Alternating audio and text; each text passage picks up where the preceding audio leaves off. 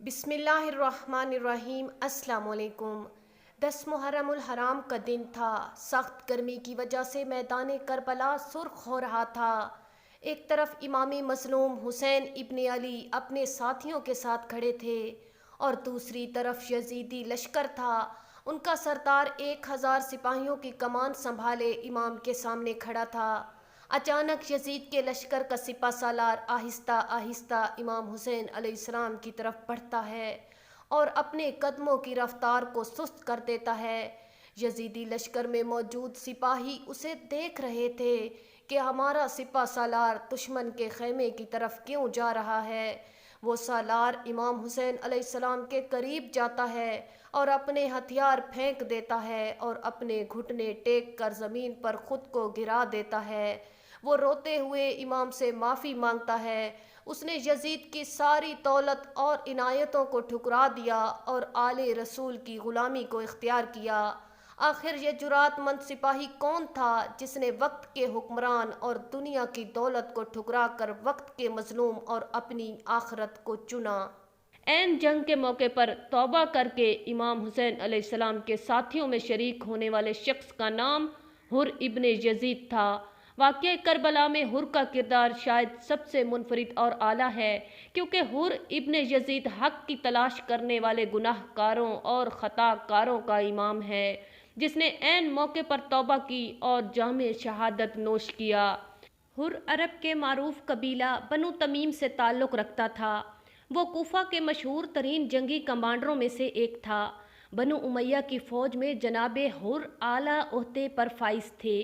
جب کوفہ میں یزید کے گورنر عبید اللہ بن زیاد کو بتایا گیا کہ امام حسین اپنے ساتھیوں کے ہمراہ عراق میں داخل ہو چکے ہیں، تو اس نے جناب حر کو 1000 افراد کا لشکر لے کر امام علی مقام کا راستہ روکنے کے لیے روانہ کیا۔ ابن زیاد نے حر کو حکم دیا کہ اگر امام حسین کوفہ آنے پر اصرار کریں تو تم ان کو گرفتار کر کے دارالامارہ لے آنا۔ اور جب عبید اللہ کے محل سے آپ نکلے تو پیچھے سے ایک صدا آئی۔ صاحب آواز کہہ رہا تھا، حر تمہیں مبارک ہو کیونکہ تم خیر کی سمت ہو۔ حر پلٹے صدا کی جانب مگر انہیں کوئی نظر نہیں آیا۔ حیرت کے ساتھ اپنے آپ سے پوچھا، یہ کیسی بشارت ہے اور کون سی خیر ہو سکتی ہے جو امام علی مقام کے خلاف لڑنے میں ملتی ہے؟ حسینی قافلے نے 2 محرم الحرام کو میدان کربلا پہنچنے سے پہلے مقام ذی حزم پر پڑاؤ ڈالا۔ کیونکہ یہاں پانی پینے کے لیے موجود تھا، لہٰذا امام حسین علیہ السلام کے حکم پر وہاں خیمے نصب کیے گئے۔ جب حر اپنے لشکر کے ساتھ وہاں پہنچے تو دیکھا کہ پانی پر ان کے پہنچنے سے پہلے ہی امام حسین علیہ السلام کا قبضہ ہو چکا ہے۔ وہ اپنے سپاہیوں کے ساتھ اس خیمے کے آگے کھڑا ہو گیا اور سپاہیوں نے نیزے لے کر صفیں بنا دیں۔ چونکہ حر اور ان کا لشکر عراق سے لمبے سفر کے بعد جہاں پہنچے تھے، لہٰذا وہ پیاس کی شدت سے پریشان ہو رہے تھے۔ ان کے پاس جو پانی کا ذخیرہ تھا وہ بھی ختم ہو چکا تھا۔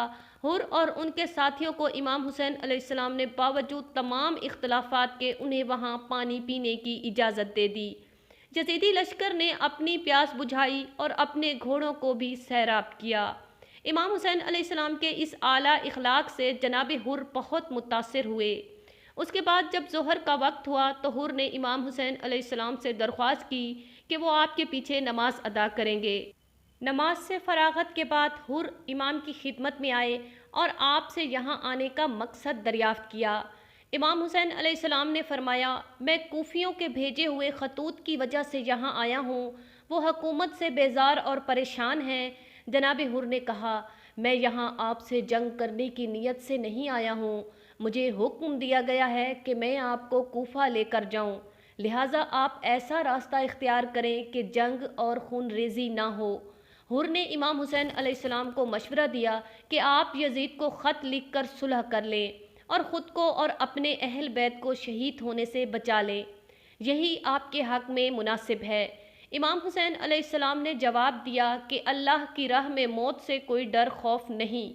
حر اور ان کا لشکر امام حسین علیہ السلام کے ساتھ ساتھ چلتے رہے اور جب موقع ملتا تو جناب حر حضرت امام حسین علیہ السلام کے پاس آ کر یہ مشورہ دیتے کہ خدا کے لیے آپ مدینہ واپس چلے جائیں، ورنہ آپ کا شہید ہونا یقینی ہے۔ اسی دوران حر کو عبیداللہ ابن زیاد کا خط ملتا ہے کہ حسین اور ان کے ساتھیوں کو ایک کھلے میدان میں روک لو اور ان کا پانی بند کر دو۔ عبیداللہ ابن زیاد نے عمر سعد اور شمر کی سربراہی میں مزید 20,000 لشکر فوج کا بھیجا اور انہیں لکھ بھیجا کہ امام حسین کے ساتھ سختی کرو اور انہیں یزید کی بیعت لینے پر مجبور کرو، اگر وہ راضی نہ ہوں تو ان سے جنگ کرو۔ حسینی قافلے پر 7 محرم الحرام سے پانی کا سلسلہ بند کر دیا گیا۔ جب 10 محرم کے دن امام حسین علیہ السلام نے یزید کی فوج سے مخاطب ہو کر کہا، ہے اس لاکھوں کے مجمع میں کوئی مجھ غریب حسین کی مدد کرنے والا جو آل رسول کی بیٹیوں کے پردوں کی حفاظت کرے اور رسول صلی اللہ علیہ وآلہ وسلم کے حرم کا دفاع کرے؟ حر عمر سعد کے پاس پہنچے اور کہا، کیا واقعی تم امام حسین علیہ السلام کے خلاف لڑنا چاہتے ہو؟ عمر نے کہا، ہاں لڑنا چاہتا ہوں۔ حر نے پوچھا، تم امام حسین علیہ السلام کی اس تجویز سے اتفاق نہیں کرتے کہ وہ واپس حجاز لوٹ کر چلے جائیں؟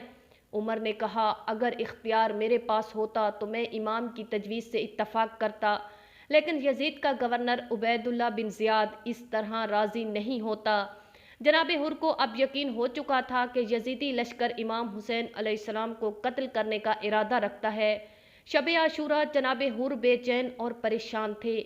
آپ کے دل میں بار بار یہ خیال آ رہا تھا کہ میں نے یہ کیا کیا؟ میں نے فاطمہ کے بیٹے کو کس مقام پر پہنچا دیا؟ جناب حر کا ضمیر بار بار انہیں کوس رہا تھا۔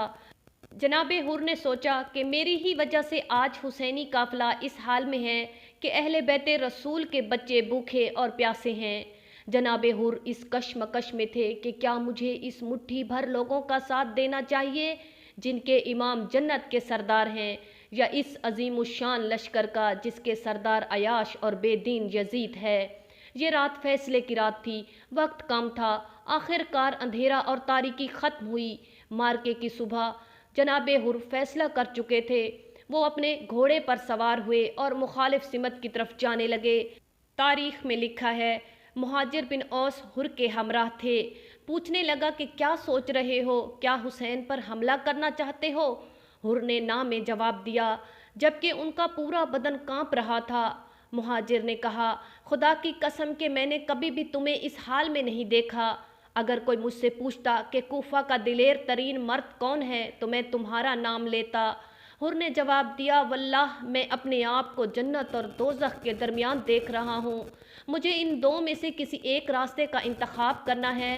بس حر نے گھوڑا دوڑایا اور امام حسین علیہ السلام کے خیموں کے قریب پہنچ گیا، ہتھیار پھینک دیے اور اپنے گھٹنے ٹیک کر زمین پر خود کو گرا دیا اور زاروں قطار روتے ہوئے امام حسین علیہ السلام سے معافی مانگنے لگا۔ جناب حر نے کہا، اے میرے آقا، میں نے ہی آپ کی واپسی کا راستہ بند کیا اور آپ پر سختی کی، کیونکہ میں ہرگز تصور نہیں کرتا تھا کہ یہ لوگ آپ کی تجویز سے اتفاق نہیں کریں گے اور معاملہ یہاں تک پہنچے گا۔ اللہ کی قسم اگر مجھے سب کچھ معلوم ہوتا تو ہرگز میں آپ کا راستہ بند نہ کرتا۔ اس وقت میں آپ سے اپنے کیے پر معافی مانگنا چاہتا ہوں۔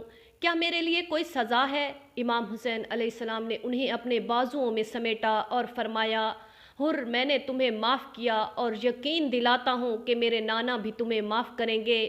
یزیدی فوج میں ہنگامہ برپا ہو گیا کہ جناب حر حسین کے قافلے میں جا ملے۔ توبہ کرنے کے بعد جناب حر نے عرض کیا، چونکہ میں پہلا آدمی تھا جو آپ کے مقابلے کے لیے آیا، لہٰذا سب سے پہلے آپ کے سامنے قتل ہونا چاہتا ہوں۔ شاید روز محشر میرا ہاتھ آپ کے نانا رسول صلی اللہ علیہ وآلہ وسلم کے ہاتھ میں قرار پانے کے قابل ہو جائے۔ حسین علیہ السلام نے حر کو جہاد کی اجازت دی۔ حر نے لشکر یزید کی جانب رخ کر کے کہا، اے اہل کوفہ، تم نے جنت کے سرداروں کو کوفہ آنے کی دعوت دی اور جب وہ یہاں تشریف لائے تو تم نے انہیں اکیلا چھوڑ دیا۔